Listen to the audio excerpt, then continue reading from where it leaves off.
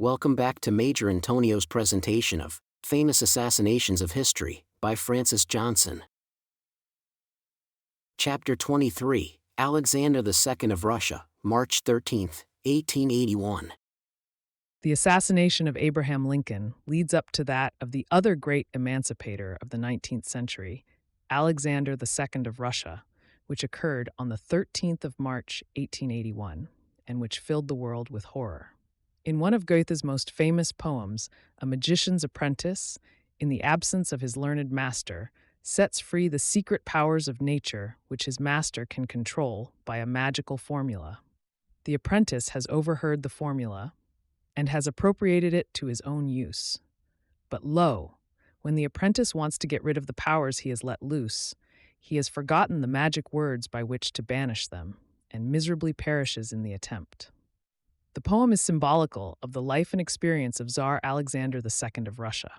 As a young man, enthusiastic and desirous to promote his country's welfare, he set loose the turbulent and revolutionary powers slumbering in his gigantic empire, and they grew to such enormous proportions that even his power, great though it was insufficient to curb them.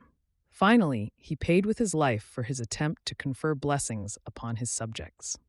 In order to comprehend the difficulties which confronted Alexander II on his accession, it is necessary to take a retrospect of the preceding reign. The Emperor Nicholas I died on the 2nd of March, 1855. He had reigned 29 years and 9 months. During all these years, he had ruled his gigantic empire with an iron hand and had stood before the world as the most brilliant as well as the most imperious ruler who had sat upon the throne of the Tsars since the death of Peter the Great. He was the model for the other sovereigns of Europe, and his policy was adopted with almost servile humility by the monarchs of Austria and Prussia, the former of whom he reinstated on his throne by overthrowing the Hungarian Revolution, while the latter was allied to him by ties of marriage. His dislike for reform and the modern spirit was caused, it is said, by the sad experience he had made but a few weeks after his accession, when a rebellion of the imperial guards in his own capital compelled him to throw shot and shell into his own regiments and to quell a widespread conspiracy by the severest measures. At that time, cheers coming from the ranks for Constantine and the Constitution had made the very name of a constitution odious to him. He might not have taken the demonstration so seriously if he had known that the soldiers, on being asked by their officers to cheer for Constantine and the Constitution, had asked, "Who is the Constitution?" and were told that she was Constantine's wife, whereupon the soldiers cheered lustily. At all events, Nicholas, who had intended to introduce a number of Western reforms, took suddenly a great aversion to anything which deviated in the least from the most autocratic form of government. He punished the slightest disagreement in political opinion or the most timid opposition to his imperial will as an act of rebellion. The whole system of government had been fashioned upon a half-Asiatic, half-European model. It combined the absolute, almost divine power of the Oriental ruler with a formidable and well-drilled bureaucracy blindly obedient to the Tsar and knowing no other law than his will. Nicholas I was a man of superior intelligence, of indomitable will, and of great vigor of mind, which enabled him to pay strict attention to the different departments of the public service. His most effective instrument was the third section of the Tsar's personal bureau, a secret political police by which he overawed the empire, and whose very name caused terror in the heart and home of every Russian family. Whosoever was unfortunate enough to fall under the suspicion of this terrible Harmandad, more cruel and more vindictive than the Spanish Inquisition, might just as well resign himself at once to his fate, lifelong exile to Siberia or a secret execution, most probably by strangulation, in one of the prisons of Russia. It was the office of this secret police which reported directly to the emperor, not only to ferret out crime and bring criminals to justice, but to protect the subjects of the Tsar from contact with hurtful foreign influences, to confiscate books and newspapers from abroad, to open and read letters, and to learn family secrets which might be used against the correspondents or their friends. Everything, in fact, which the imperial government could think of to cut off Russia from the current of European ideas, to prevent its subjects from receiving a liberal education at the universities, to expand their minds by traveling abroad, to become familiar with the great political and philosophical questions of the day by a study of literature and newspapers, was done with rigorous care by the police and approved by the Tsar. Occasionally, the emperor became indignant at the venality and corruption of high public officials. But he did not see that this venality and corruption were but the logical consequence of the system of despotism and Byzantinism which his will imposed even on the highest members of the aristocracy. His smile, his praise, was the highest distinction, the highest aim of the ambition of the aristocracy. And for this servile subjection to the imperial will they compensated themselves by unbridled licentiousness and beastly excesses, and by robbing the public treasury.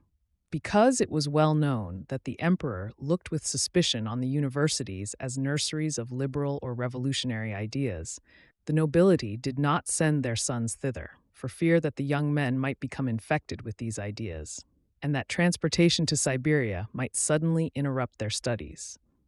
The nobility, therefore, deemed it more prudent to send the lads to court or to the military schools, where they were safe at least from the contagion of European liberalism.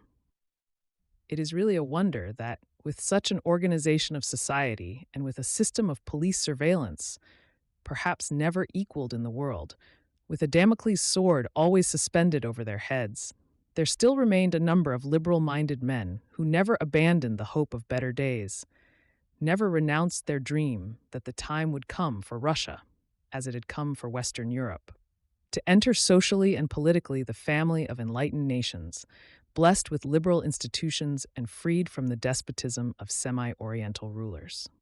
These liberal-minded men and true patriots, professors of the universities, literary men, and a very small number of young noblemen, lived mostly at Moscow, where the distance from the observing eye of the ruler and his court saved them from detection, although their secret influence pervaded the whole empire and kept the flame of liberalism burning in the hearts of the intellectual elite.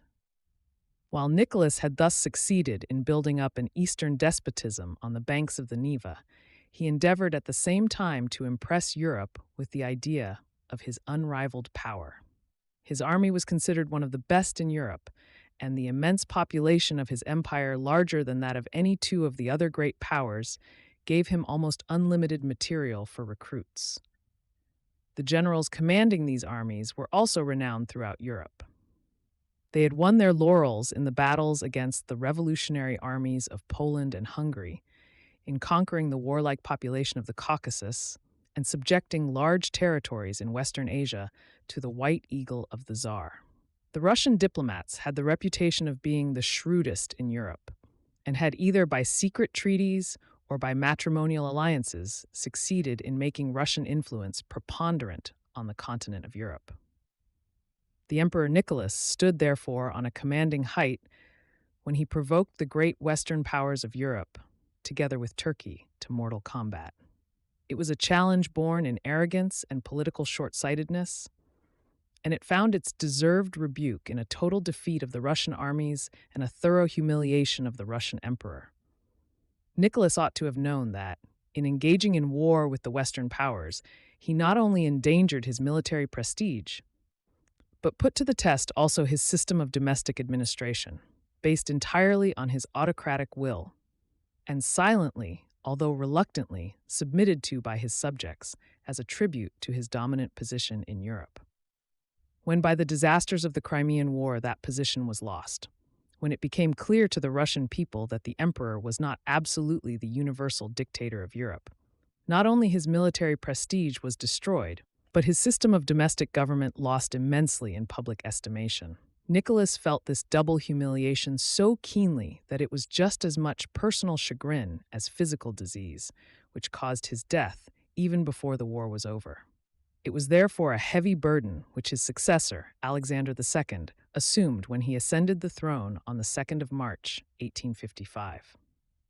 His first duty, and it was a painful and humiliating duty, was to terminate the Crimean War by accepting the unfavorable terms demanded by the Western powers.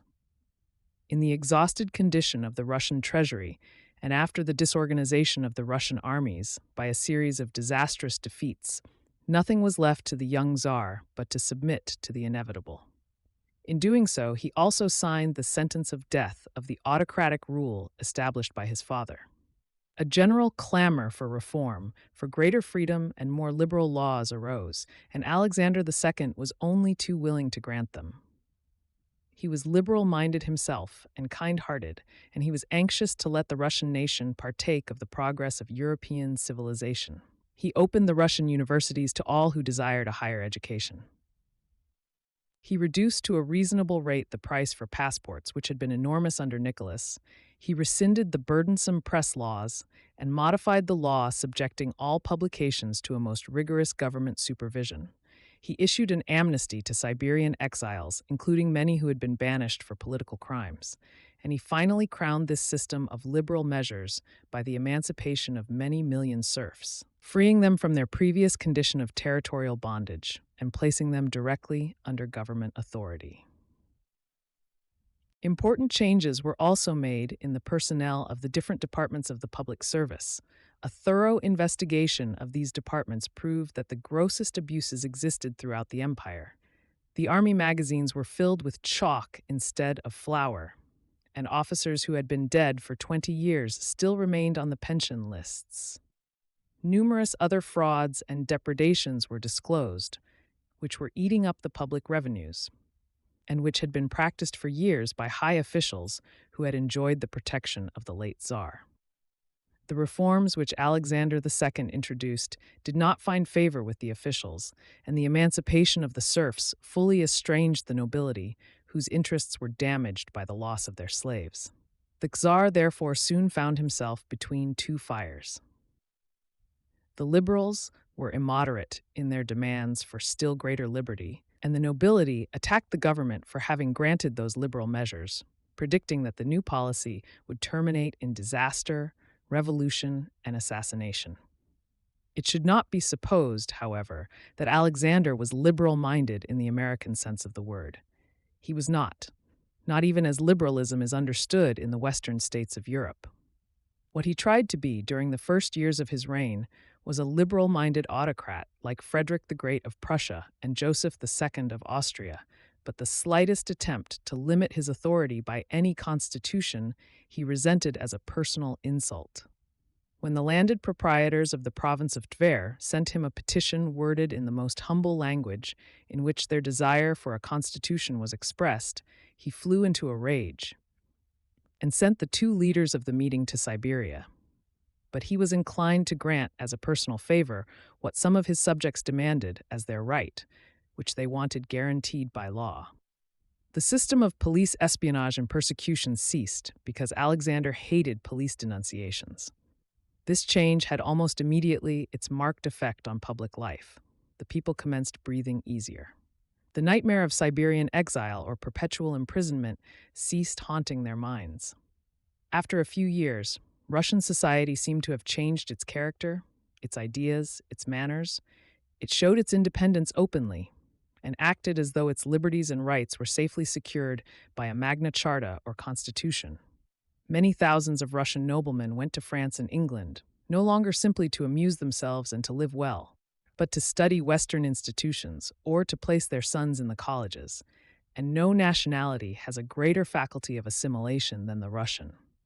The ideas of Central and Western Europe found ready and intelligent reception in their minds. Hundreds of newspapers, periodicals, and magazines were founded, and most of them found numerous and eager readers. Some of these papers became a real power and shaped public opinion to a remarkable degree. While direct criticism of Russian affairs and Russian institutions was prohibited, the newspapers nevertheless found a way to keep their readers posted on all public events and public men. They published sketches of everyday life in which every particular was true, except the names. And in this human comedy, scarcely veiled by the transparent fiction, the governors of provinces, the generals of the army, and especially the directors of the police, and all the high government officials were exhibited in their true character. Their frauds were exposed, their arbitrary actions, their abuses of power, and their excesses were denounced. The reading public were in the secret, and the daily and weekly newspapers became a regular chronique scandaleuse without subjecting the editors or publishers to prosecution.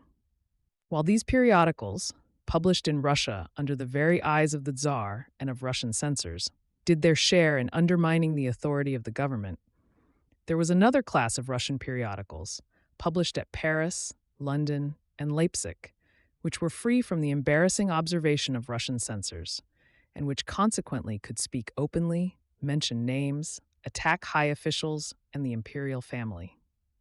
The most famous of the editors of these periodicals, which were printed abroad but had nearly their entire reading public in Russia, was Alexander Herzen, the famous editor and publisher of The Bell, Kolokos.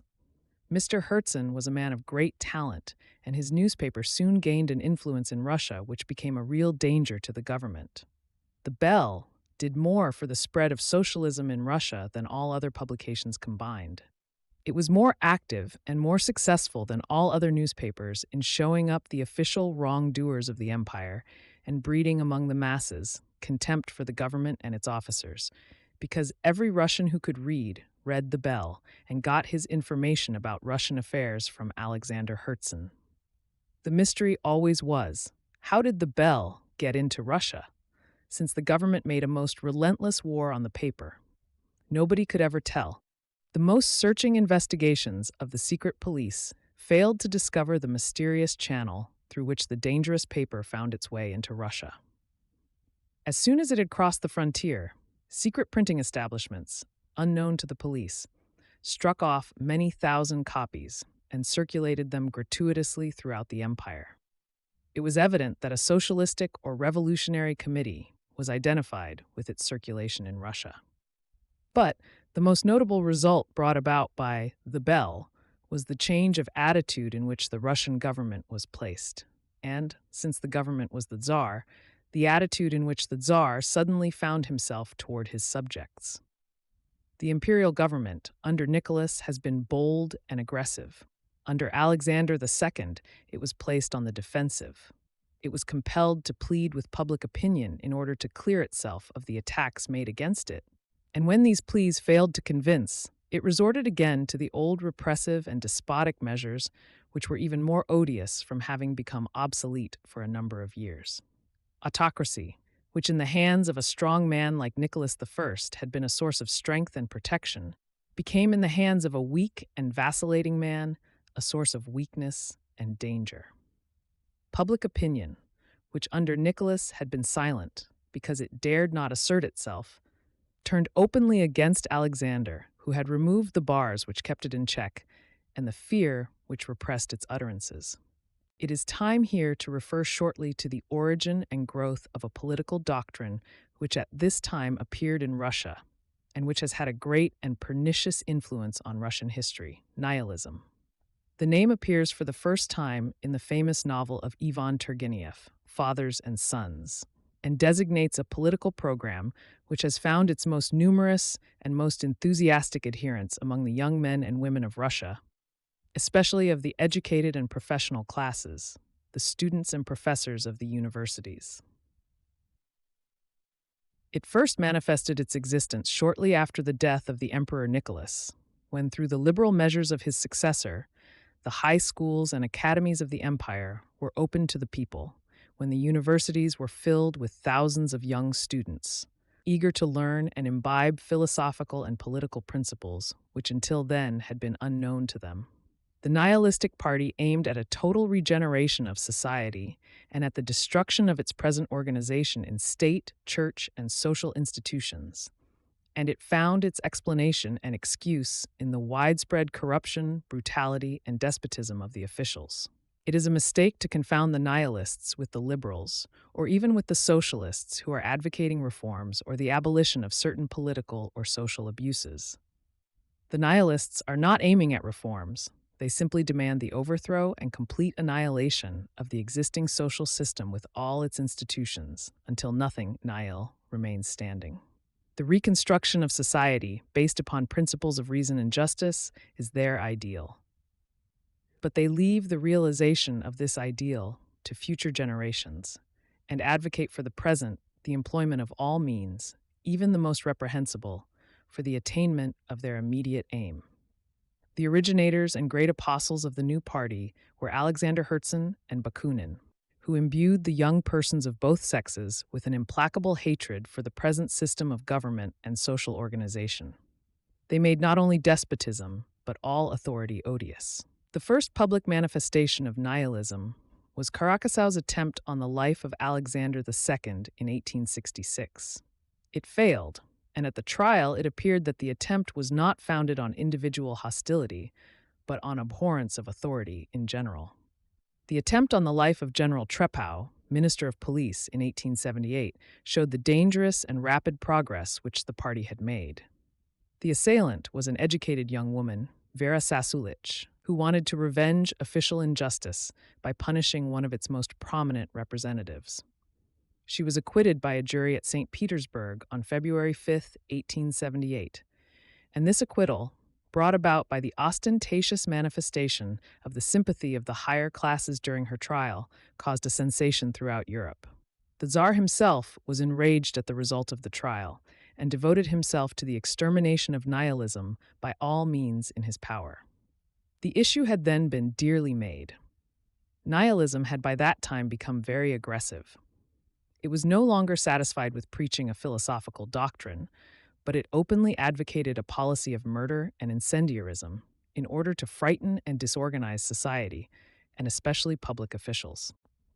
On the other hand, the government resorted to the most rigorous measures to exterminate the nihilists wherever they could be found. Alexander II suffered terribly when he became aware, too late for him to master it, of the new intellectual movement and its political results in his empire. The situation was the more painful to him because his own conscience, as well as the old Russian party, held him principally responsible for it. It was he who had set free that liberal propagandism which had culminated in this terrible agitation for the destruction of society, and which had entirely outgrown his control. Alexander's mental condition on this discovery would form an interesting subject for the psychologist. From the day when he began to reign as an enthusiastic, well-intentioned man of 37, to the days of his disappointments as a ruler and reformer, ending with one of the most terrible catastrophes of modern times, his career challenges, for adequate treatment, the genius of a Shakespeare. No wonder that he became despondent and thought of abdication, a thought which reappeared with ever-increasing force to the end of his reign. Nor was this feeling of discouragement and weariness of life caused exclusively by the fear of personal danger. On the contrary, Alexander knew only too well that he was not the only object of nihilistic persecution, but that all those dear to his heart, and also those whom he honored with his confidence and friendship, were equally exposed. The attempt on the life of General Treptow had still another effect on the Tsar. It effectually eradicated from his mind his previous predilection for liberal reforms and a paternal government.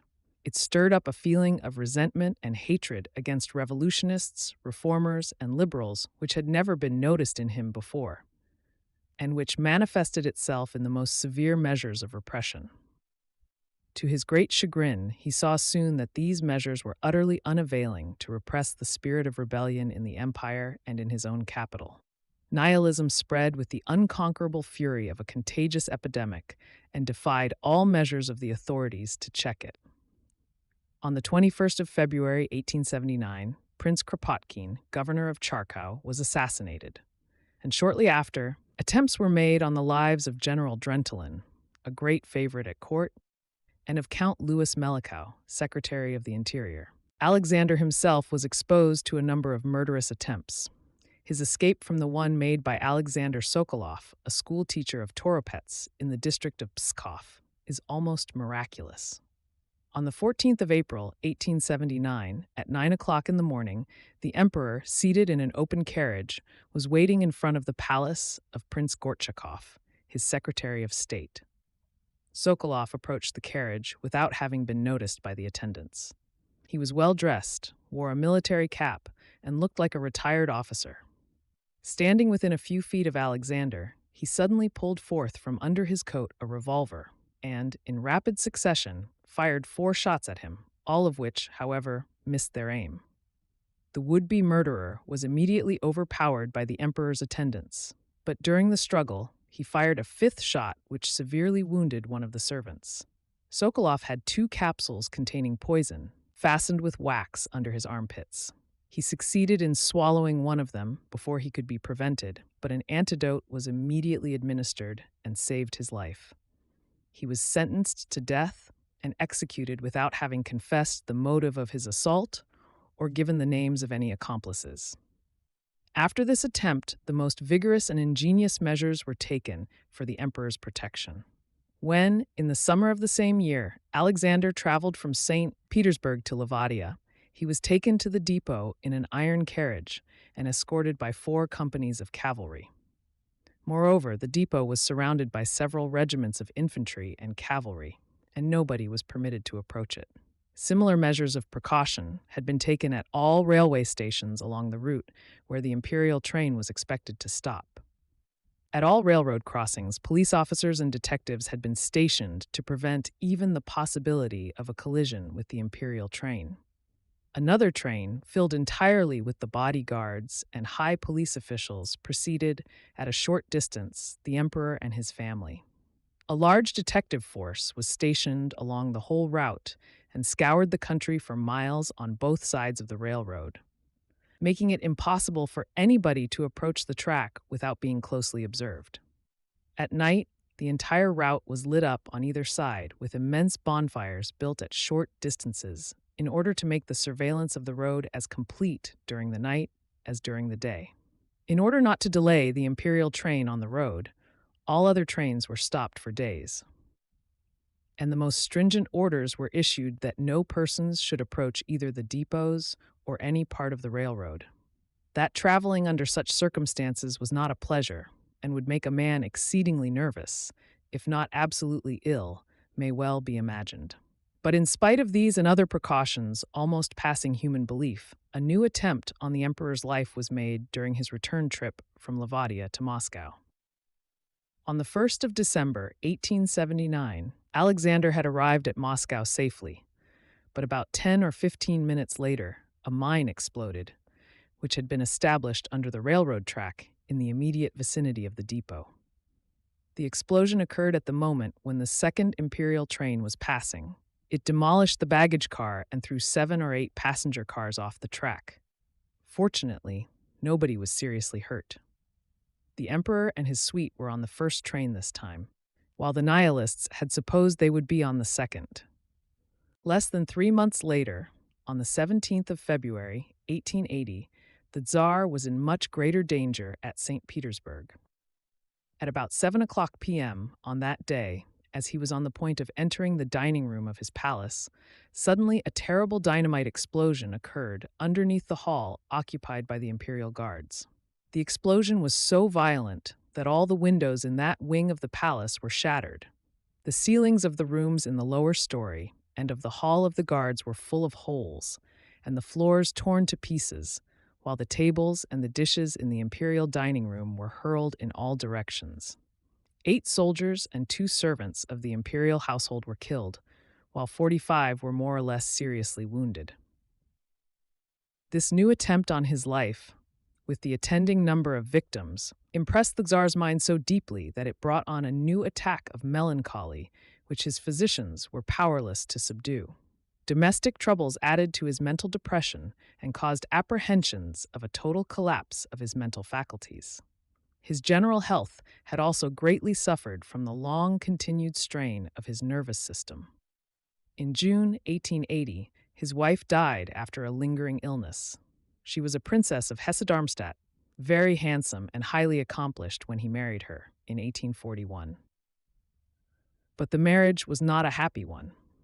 For quite a number of years, the Tsar carried on a liaison with the beautiful Princess Dolgoruki, and shortly after the death of the Empress, he contracted a morganatic marriage with her, in spite of the energetic protests of the Tsarewitz and his other children. The princess had great influence over Alexander's decisions as a ruler, and when he seemed to have made up his mind to abdicate and retire to private life, she prevented the consummation of this design by her emphatic protests.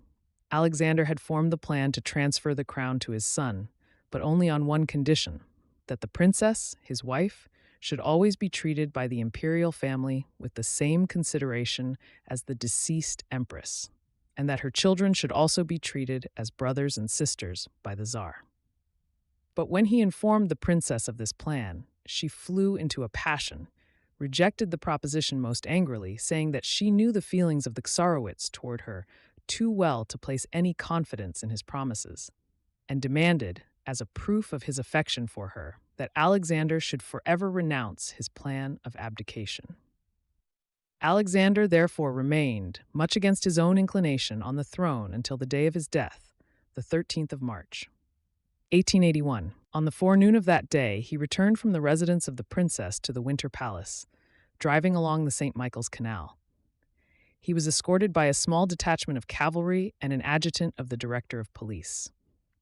About midway between the residence of the princess and the Winter Palace, a man ran up to the imperial carriage, throwing a bomb charged with dynamite under the horses.